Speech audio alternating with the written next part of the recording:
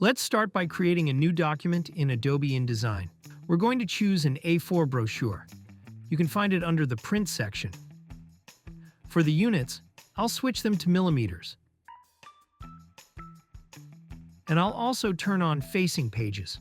You can click on Preview to see how everything looks, but before that, let's add the number of pages. I'll set it to 8. Now I'll click Preview. And as you can see in the Pages panel, we have facing pages set up correctly. Next, open the Bleed and Slug section. From here, you can add bleed to your document.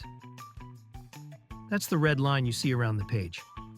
Bleed is used for printing, so any design that goes to the edge of the page doesn't get cut off. When you finish, press Create. In the Pages panel right here, you can double-click on any page to see it on the canvas.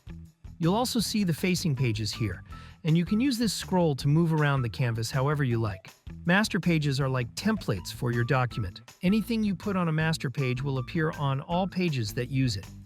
Now, to create guides for the brochure, go to Layout and choose Create Guides. Here you can set your rows and columns. I'm going to use 6 columns.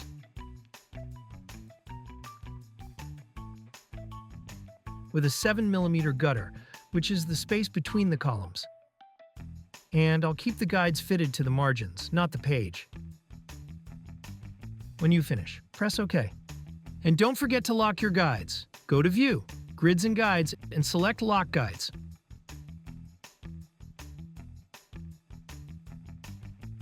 And that's it for episode 1 of Brochure Design. See you in the next episode.